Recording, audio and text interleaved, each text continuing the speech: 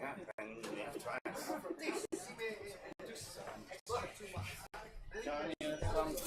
Okay. That's a fact.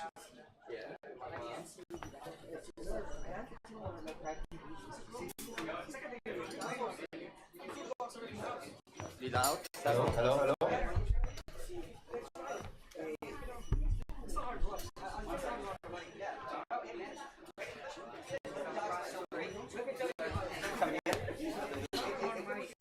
I would like to introduce also John. He is one of the managers and organizers on streaming. Yeah.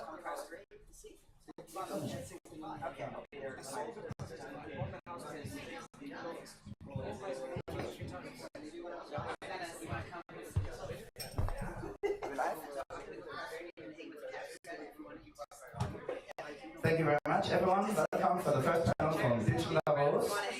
Welcome, Oliver Kraus, as a moderator. This panel, please, Oliver. Thank you, Carl, for the intro. I welcome to the panel Dr. Michaela Uliero, President Impact Institute, and working here with the World Economic Forum as well. Second, we have Nina Bessmann. She will introduce herself, working on Meadows topics here. And third, we have Jonathan Sun, founder of Horizon VC, who will talk about the alternative financing options. So, where am I about to sit? Maybe here. It's actually not so easy to have you all inside, yeah. But so to kick this off, we are talking with an intro from your side about the global crisis. What are the key factors here? You wanted to share the let's say overall perspective. Maybe before you dive in, you give us in a few sentences a bit more about your background, how you come to that. Hi, yes, thank you so much. Yes, first of all, for the invitation to speak here. I'm very honored. This is a critical topic. I'm extremely passionate about this topic, but I will try to resume to the 2 minutes which you gave me. the situation is as follows. What we see today are only the symptoms of what is going on, which is the self-terminating global situation. So the game today is a self-terminating one, and why? Because the generator functions that are generating these symptoms, which are nuclear catastrophe, yes, we are one step from that, societal fragmentation by digital media, reaching planetary boundaries. We see that with this climate and what is going on. Um, the generator functions will have to change when we will need to get a new game. So when I say generator functions, what do I mean? That's exactly what I said. So subsuming the substrate means reaching planetary boundaries through the embedded growth obligation. Growth cannot be infinite.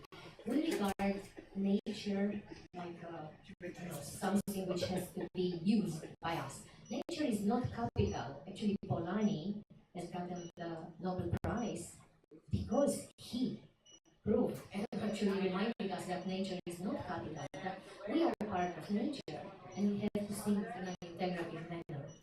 In much the same manner, we have the societal fragmentation by the social media, by the consumerism, by the advertisement companies, by what is going on to stir society in a way or another. We have to reshape our technology to restore the social fabric, and I hope my co-panelists are going to address that.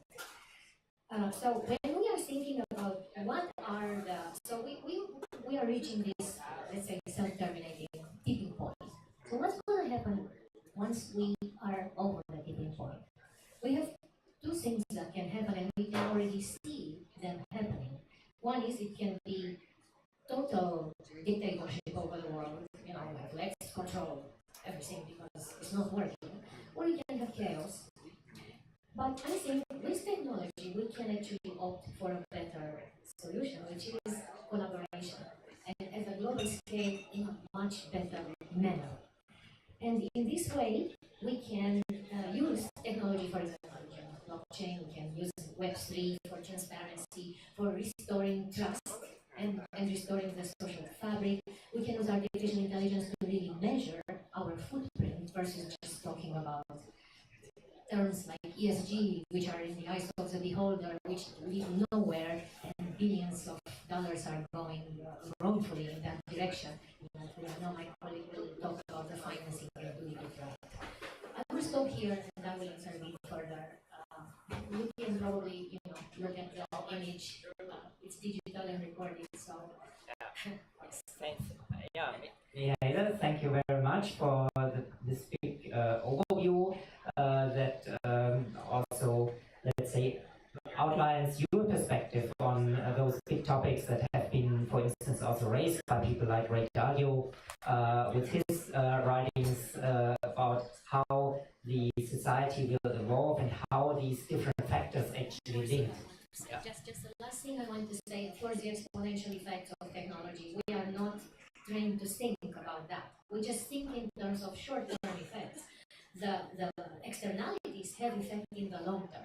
And I can give example. The situation is we really need. I mean, we are chimps with nukes, practically. So we need the education, and this is what I was talking to my colleague here. We need the reskilling and the education aspect of it. Exactly, and Mila, that's actually your domain. You are in the XR field. You will tell us a little bit more about that and what you are developing, how you see that technology can help to solve those problems. So, over to you. Yeah, thank you for giving me the words. I'm Mila. I'm a finance entrepreneur for 15 years. I'm invested in circular sustainability and metaverse or spatial web. Well, actually, spatial web is the next incarnation of the metaverse. Uh, Together, circular sustainability and spatial web comprise of autonomous economy. And autonomous economy, we believe, that of that platform, autonomous economy is the next step after the collaboration sharing economy that we are currently living in, and we can already see the first projects in this space. For example, electric cars, or smart cities, or smart homes, or robotization at factories, or XR collaboration, real-time XR collaboration in 3D, using XR glasses. So these are the topics that we cover to a certain extent, but we mainly focus currently on XR collaboration and XR for training and education. We did a number of projects already. We did a project with Deloitte. We did some work with foundations, and we do have a number of ongoing projects in the MENA region. We can see that the world is fragmented and fractured, and that's why these new technologies cannot be adopted at once and evenly. So people in different parts of the world perceive them in different ways. For example, in Africa and the Middle East, we do have certain there's a lot of interest, but a lot of people lack resources to already use these technologies. For example, VR glasses for training and education. That's why there are a number of initiatives, including, for example, Meta, who support the adoption of these technologies. For example, Meta launched a new fund, 50 million fund to support the adoption of this technology. And we think that this technology is crucial for this region, for Africa, for the Middle East, because of the growth of the population, because of the low median age of the population, a lot of young people who require upskilling, reskilling, education on the whole. And this technology facilitates education and training by 70%. 70% of what? Maybe I can. Efficiency, yeah. Yeah. Just in terms of time, and in terms of information retention. Maybe, yeah. Or when you want to comment. Because you mentioned societal fragmentation, you also mentioned Meta in a positive manner, and I think that I have to say something here, because Meta is also a big problem of the societal perpetuation of the societal fragmentation and the us versus them paradigm with their game in Facebook. So I see that now probably also, yes, the world is awakening to what they have to write, and I really wanted to salute that initiative. So, but however, we have to be aware, yes, not to slip again into the old game. This is a very big task. The us versus them paradigm has to change into the integral collaborative paradigm. Can you repeat that? Into the integral collaborative paradigm. Okay. Yeah. And yeah, I fully agree that that technology, and through COVID times, we actually had a big push in terms of towards collaboration with support of technology. First with the internet, the Zoom calls, etc. And the next step is certainly the move towards XR. We would see, and the closer, let's say, or further adoption of those technology on a broader level. I fully agree, because I personally worked, for instance, 20 years ago in Fraunhofer, where we experimented with those technologies very early on, and now I see it on a broad scale. My question to you, Maria, would be, are you developing the tech or software based on that, or hardware, or do you do the projects so that you recommend a company or a nation state or whatever, how they can use it? Well, we develop underlying technologies for 3D modeling. 3D models are the building blocks of metaverse. Yeah. And basically, this is what makes this training interactive, like 3D effect.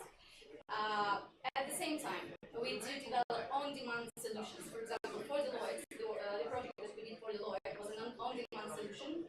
And the same way we do work with such companies as CMix or Sodexo. So we have negotiations in process on how to better apply these technologies to upskilling and reskilling at these kind of companies. It means that a lot of the people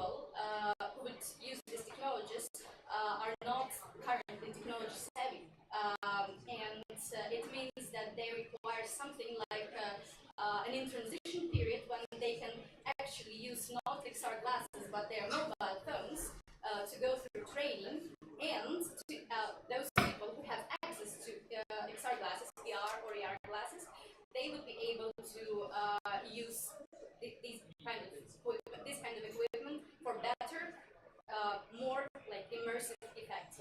But you, yeah, please.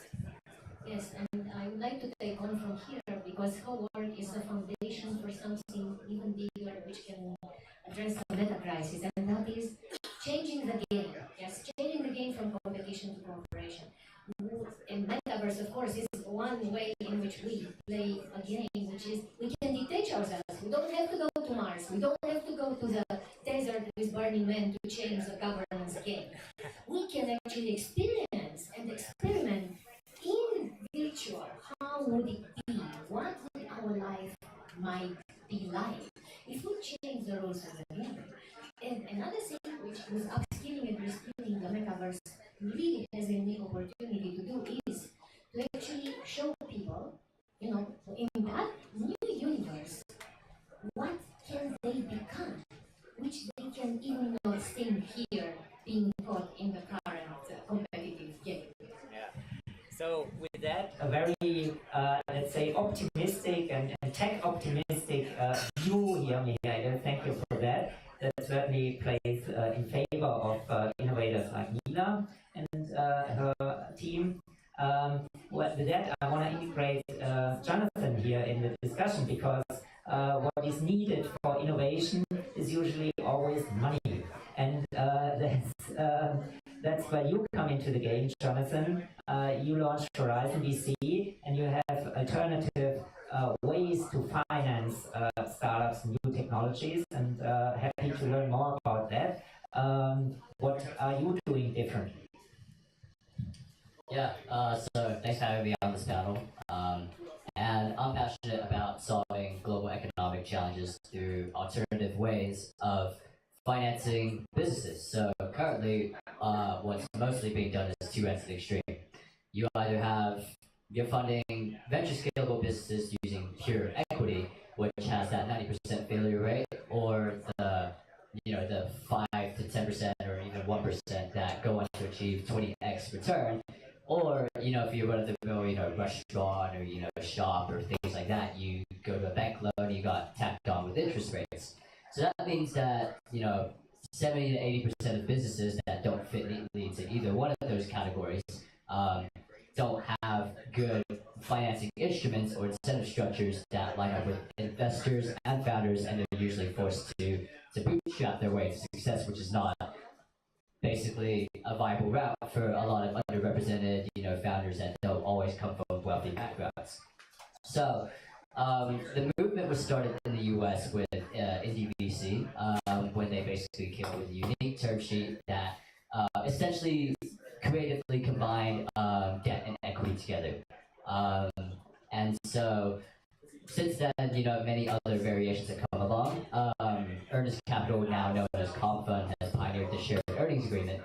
And Chiso's Capital and us together at Horizon VC, we are pioneering an instrument called the Convertible Income Share Agreement, which essentially you give an income share agreement to the founder and equity to the company, but both don't activate at the same time. So what that means is a founder can either give returns through us through the income share if a founder is building a stable revenue generating business, and they'll give us returns through the income that they're making if it's above a certain threshold, or they can give returns to us using equity if they go down a venture scale path, which means that they raise pre-seed, then they raise seed, then they raise Series A.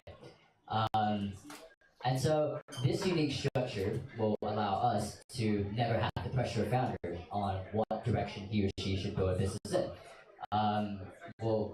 If a founder wants to make stable 7 figures a year in revenue, he or she can do that, and we'll still get returns that way. If a founder wants to build the next great unicorn, or whatever the animal that everyone else has been talking about, Phoenix or something like that, a founder has the option to do that as well. And so we believe that creatively combining, things like redeemable equity, debt, revenue-based financing, with equity, will allow, I think, more entrepreneurs to get funded. More entrepreneurs, particularly at the friends and family rounds, to get funded because if you look through financial models, using pure equity to invest in friends and family round founders doesn't really make a lot of economic sense. And basically just gives a lot of founders a lot less pressure in terms of what they want to build, which in turn will allow a greater definition of what it means to be successfully self-employed.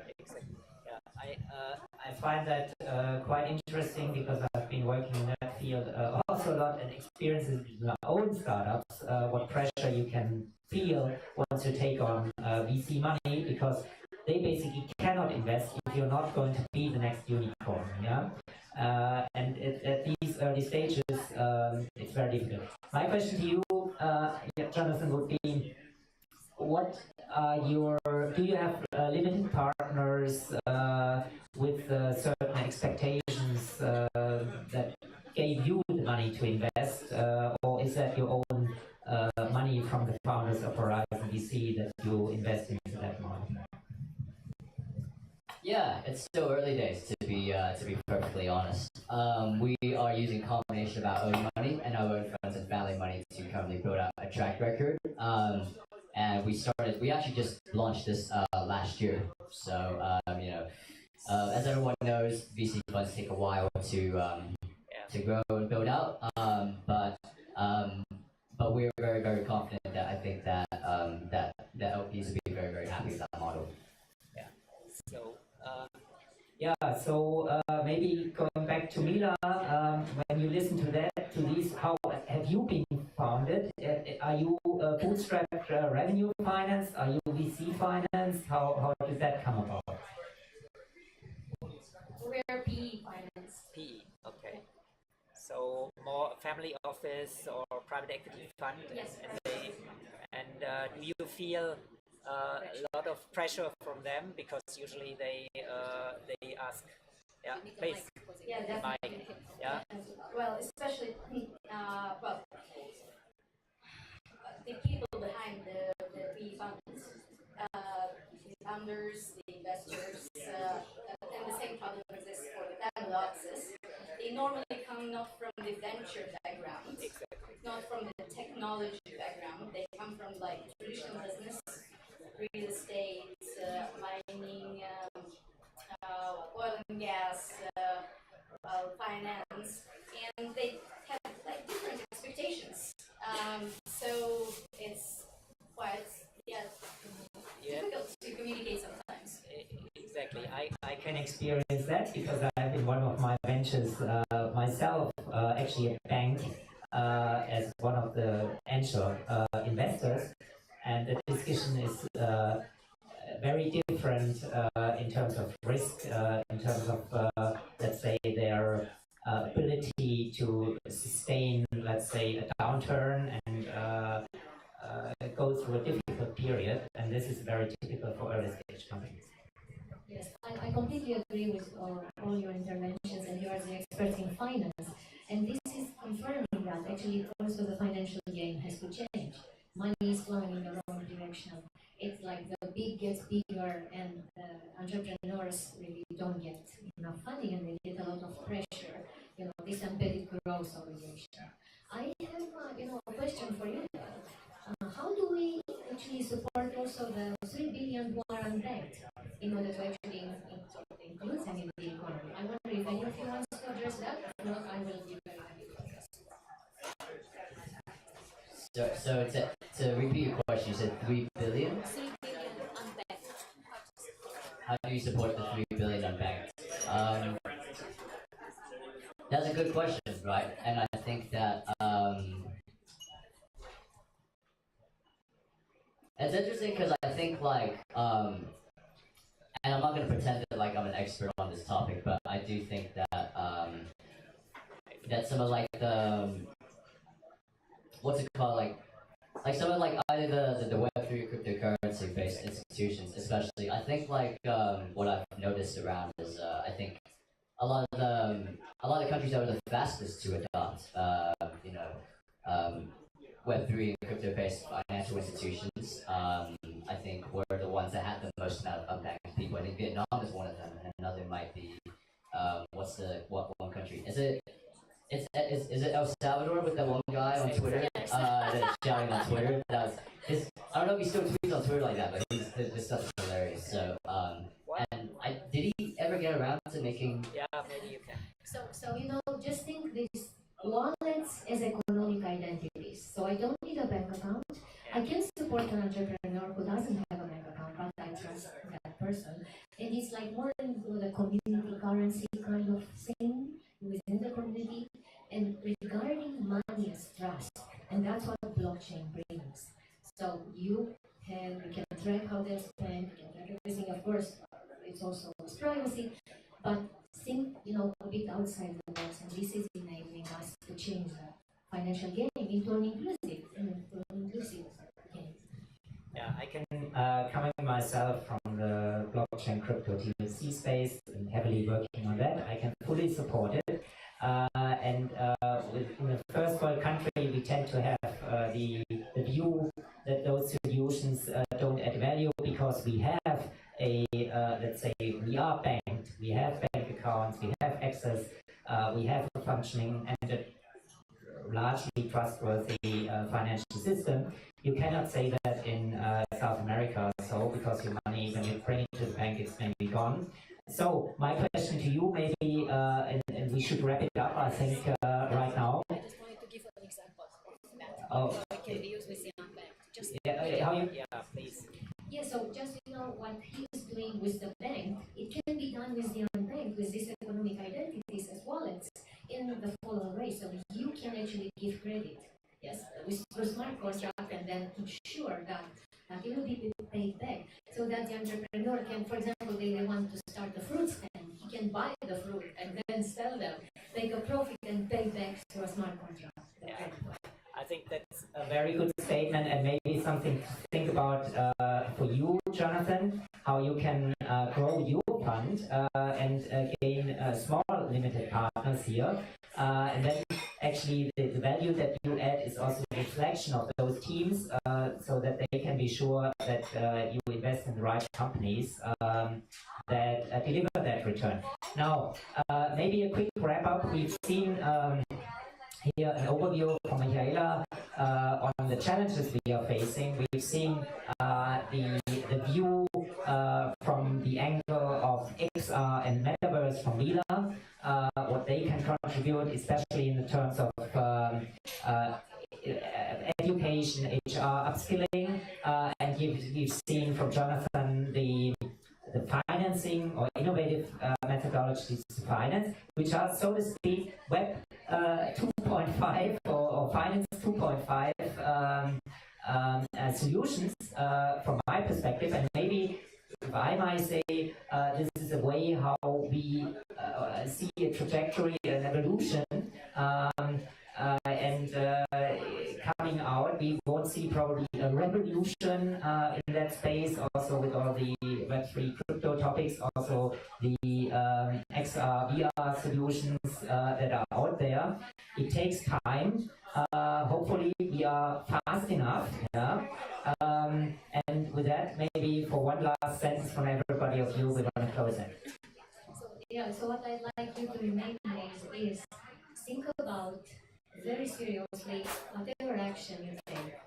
It's just think about what will happen down the line, in the long run, because these so-called externalities or negative effects happen down the line. There are many, many examples. For example, I try to solve the food crisis. Okay, I'm measuring how many children I feed, but then let's feed them with McDonald's and then they will get obesity and die young. So these things happen all the time.